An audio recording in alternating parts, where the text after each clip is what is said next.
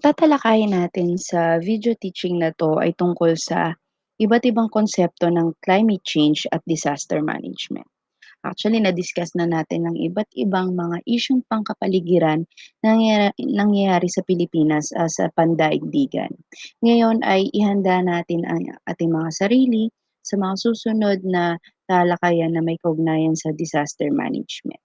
Sa mga susunod na linggo ay gagawa tayo at lilikha ng mga iba't ibang disaster risk management plans na maaaring i-propose ninyo sa klase at sa pang-eskuwelahan. So, ito yung mga iba't ibang konsepto na kailangan mong malaman para sa pag-aaral at paglikha ng climate change disaster management plan.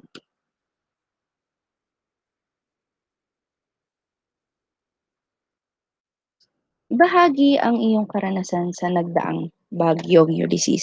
Maaaring sagutan niyo ito sa inyong reflection paper. So ako bilang naging karanasan ko sa Bagyong Ulysses, ah, unang-una ay hindi natin masyadong na-anticipate o nakita ang kung gaano kalakas ang bagyong ito. Kasi noong nakaraang mga linggo, napaka aga at napakaganda ng pagbibigay ng impormasyon ng ating gobyerno tungkol sa bagyong Rolly. Ito ay tinatawag nga natin na super typhoon. Pero dito sa bagyong Ulysses na 'to ay napakabilis at hindi natin inaasahan kung gaano kalakas ang bagyong ito. Kaya ang nangyari, nung ako nga nasa school pa ako ng bandang umaga hanggang hapon, nung pagkauwi ko ay medyo na kumukulimlim na. At nung paggabi hanggang dire-diretso na 3 araw ang lakas ng ulan at hangin. So ito yung mga aking naranasan sa Bagyong Lisis na kung saan hindi ako nakatulog kasi nga sobrang lakas ng hangin na kung saan ay kumakalampag ang mga bintana at the same time ang sayero.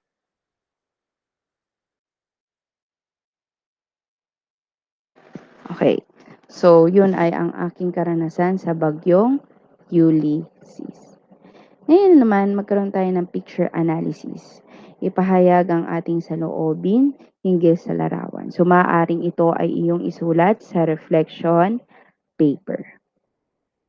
So, itong larawan na to ay nagpapakita ng iba't ibang mga isyung pangkapaligiran at ito ay isa o ilan sa mga epekto ng climate change. Makikita na natin sa makikita natin dito, merong, patuloy na pagkalusaw ng yelo.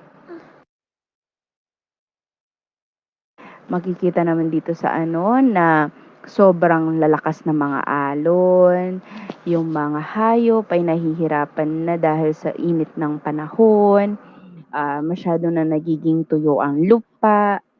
At yung mga vegetasyon o ang halaman ay nahihirapan na dahil hindi na nila ma-cope yung kasalukuyang panahon dahil sobrang nag-iiba na ang klima sa buong daigdig. Ngayon, konsepto ang climate change. Pag sinabing climate change at hihimayin natin ang mga salitang ito, pag sinabing climate ay klima. Ibig sabihin ng klima, ito ay ang nararanasan ng isang bansa o mga lugar sa mahabang panahon. Ibig sabihin, mahirap siyang mabago. Halimbawa sa atin 'pag sinabing June to August na 'yan, November, tag-ulan na 'yan. Pagdating ng, April hanggang end of, May hanggang magsimula ang June, medyo mainit na 'yan. Ibig sabihin pangmatagalan at seasonal talaga.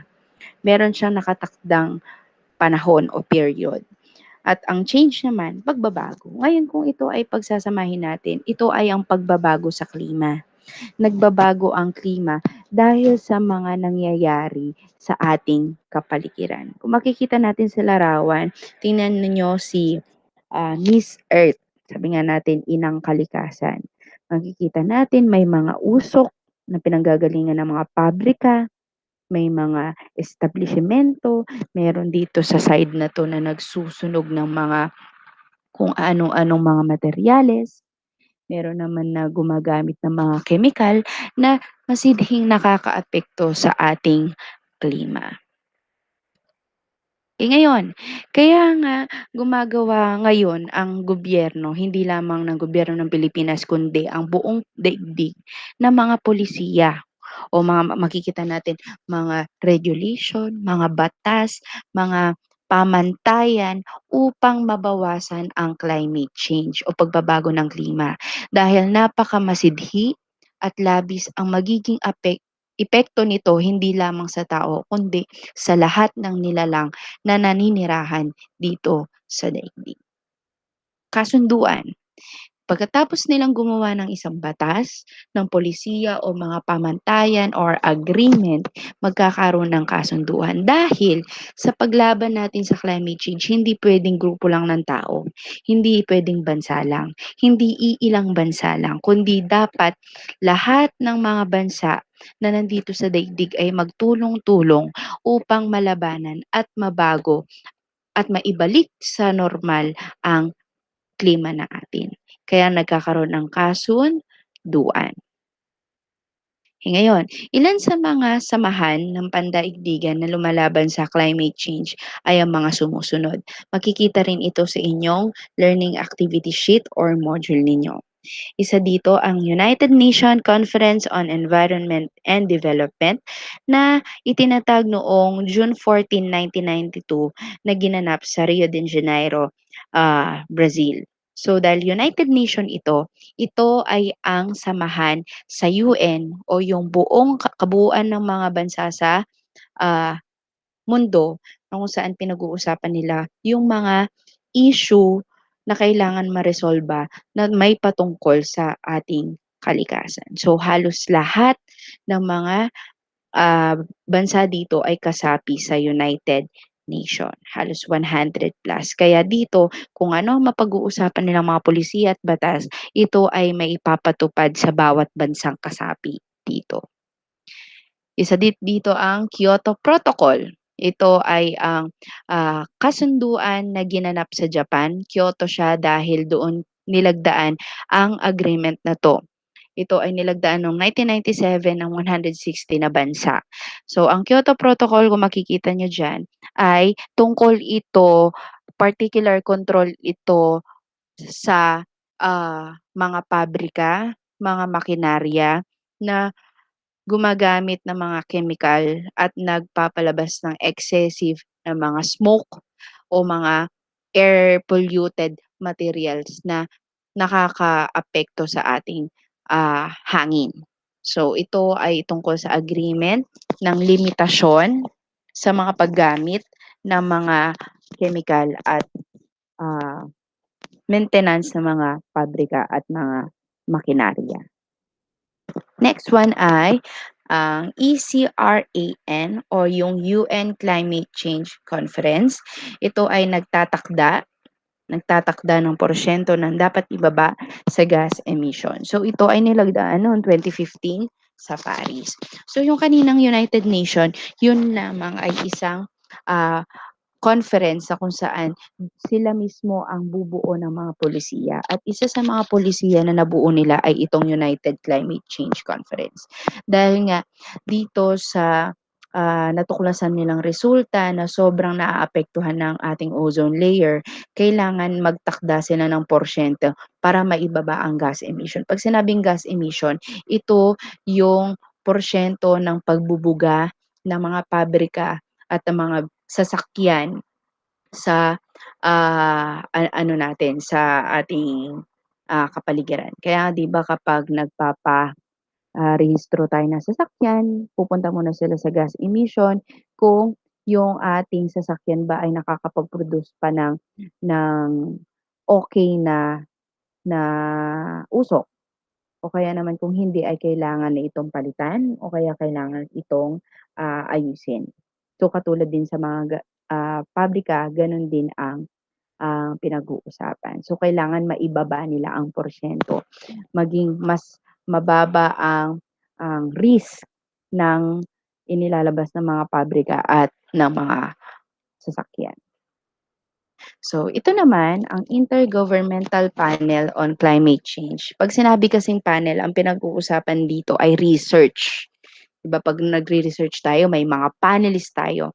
Ibig sabihin ang trabaho ng IPCC or Intergovernmental Panel on Climate Change, sila yung mga nagre-research, sila yung mga nag-aaral tungkol sa mga epekto at tungkol sa mga solusyon na puwedeng gawin ng daigdig sa paglaban ng climate change. So, ito ay tungkol sa study and research.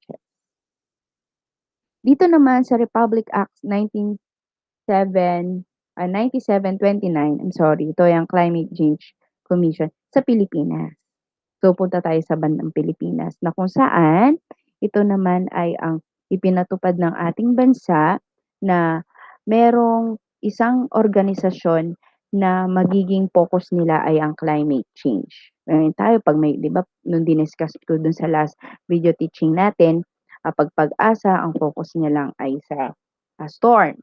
Sa PHIVOLCS naman ang tungkol naman sa lindol at pagsabog ng bulkan. Ito naman sa commission ng CCC ay ang focus naman nila ay sa climate change, yung mga bagay na makakaapekto sa, mas magiging malalang, climate change at pagiging, ah, way nito para sa solusyon ng climate change.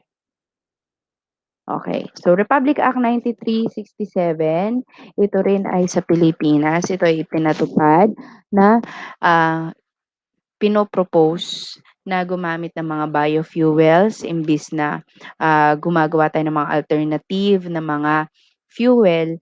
Ang gusto ng ating pamahalaan, ang ating gobyerno at hindi lamang ang Pilipinas kundi ang buong mundo na gumamit ng mga, materyales na mula sa kalikasan dahil mas, healthy ito at mas safe ito sa ating katawan at the same time para sa ating kalikasan.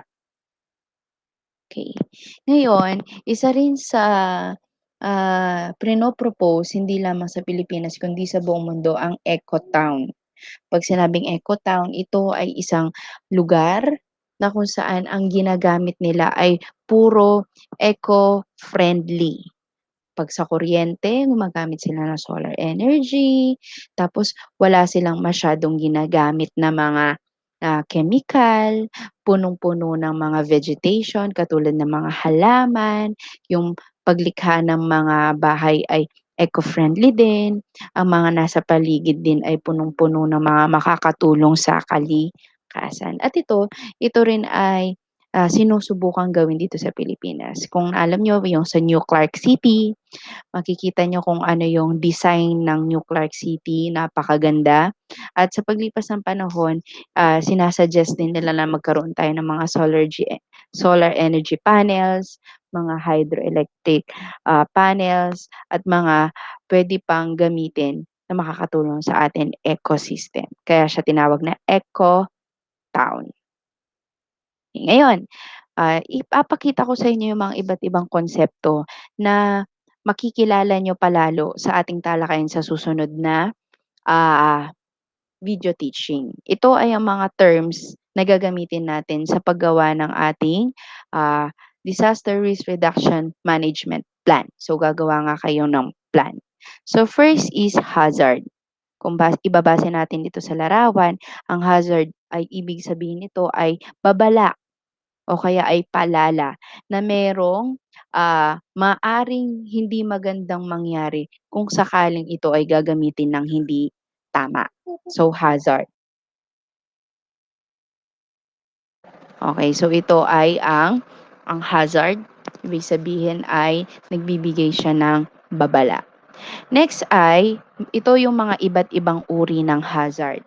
'Pag sinabing anthropogenic hazard, ito ay kilala bilang human-made or man-made. Ibig sabihin, ito yung mga ginagawa ng tao na makakasira sa ating, ah, katawan at sa ating kalikasan. So ito yung mga bagay na man-made, ibig sabihin kontrolado dapat natin. At halimbawa dito, yung sa pabrika nga, ang pabrika ay man-made, kumbaga dapat mas maging maayos sana ang at mas reresolba natin ang air pollution, pero dahil sa ginagawa ng tao dito ay nagiging delikado ang ating, kalikasan. So, ito ay anthropogenic o man-made hazard. At meron namang mga hazard na hindi natin kontrolado dahil parte na ito ng ating daigdig. Ito ay ang natural hazard. Ibig sabihin, hindi natin kontrolado ang tornado, hindi natin kontrolado ang flood, wildfire, earthquake, drought or tagtuyot, tsunami, landslide, and typhoon. Nagiging malala lamang itong mga natural ng hazard dahil din sa gawain ng tao sa gawa ng tao. Pero kung kailan ito mangyayari at kung gaano kalakas at katindi ito ay hindi natin magiging kontrolado. Again, ang dalawang uri ng hazard, anthropogenic hazard at ang natural hazard. Okay.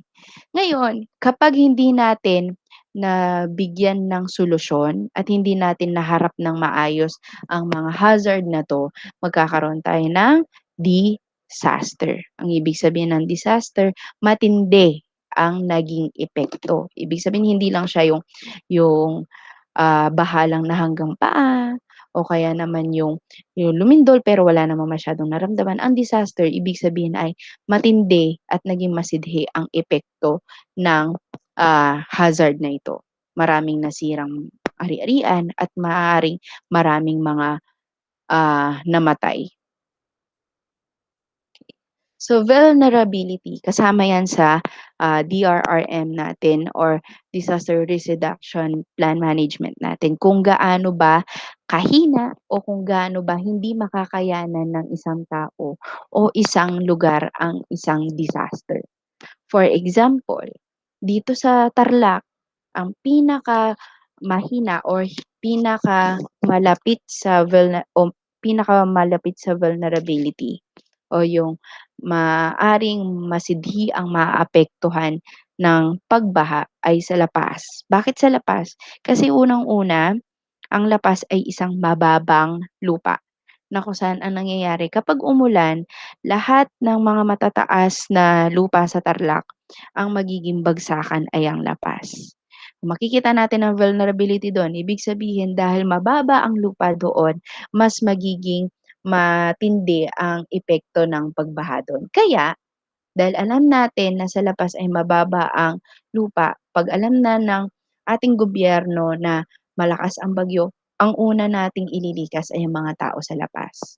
So, 'yun ang vulnerability. Kailangan malaman natin kung ano yung mga lugar o yung grupo ng tao na mahihirapang harapin yung dapat na darating mga natural hazards. Okey. So, kung makikita niyo sa picture yung konting konting hila na lang masisira na. O ibig sabihin kung gaano ang epekto ng isang hazard sa isang lugar. Next, risk. Ibig sabihin ng risk is kung gaano kalapit ang isang hazard sa isang tao. Isa sa mga halimbawa diyan na paulit-ulit kong naririnig sa balita ay yung sa Maynila. Na kung saan alam na alam nila yung fault line, 'di ba yung sinabi natin na fault line o yung maaaring maging, matindi ang epekto 'pag nagkaroon ng matindi at malakas na lindol, meron na silang fault line. Ibig sabihin ng fault line anak, yung malapit doon sa fault line na yon, isa yon sa mga magiging apektado sa paglindol. Ibig sabihin mataas ang risk nila. Ibig sabihin mataas ang kanilang posibilidad na maapektuhan sila. So, yun ang risk. Okay? Next, okay, resilience. Ito nga rin ay nakita ko doon sa Facebook account, mga Facebook account natin last week na kung saan ang mga Pilipino ay resilient. Okay, Filipino resiliency. Ang ibig sabihin ng resiliency ay yung gaano katibay at kung gaano maayos at hinaharap ng mga tao ang isang trahedya o isang, kalamidad. na kung saan kapag may nangyari na isang bagay, papaano ito tatanggapin at papaano haharapin ito ng tao. At kilala ang Filipino Resiliency of Resilient Filipinos sa buong mundo na kung saan kahit na bumabaha, minsan, sobrang taas na ng baha pero may nagsi-swimming pa, may nagtatampisaw pa, kahit na sumabog ng ang bulkan, hindi mo pa rin matinag, hindi mo pa rin mapaalis dun, kahit na, um naging malakas na ang bagyo, patuloy pa rin silang bumabangon. Ang resilience anak, yun yung kung gaano katibay at kung gaano kayang harapin ng isang tao o isang bansa ang nadadaanan o napagdadaanang mga kalamidad at trahedya. Kaya kung makikita niyo sa picture dito, tigang na ang lupa, sobrang tuyo na, pero meron pa ring munting halaman na tumubo diyan. Ibig sabihin nakakaya niya yung hirap ng pagpapatubo diyan kahit na wala siyang nakukuhang sustansiya. Gano'n din 'yun sa mga, tao, kung papaano hinaharap ng tao ang hamon ng mga trahedyang ito, okey. So dahil diyan palalimin natin. Alam ko pamilyar na pamilyar sa inyo ang larawan na 'to, okey. So ito ay ang isa sa mga naging epekto ng bagyong Ulysses.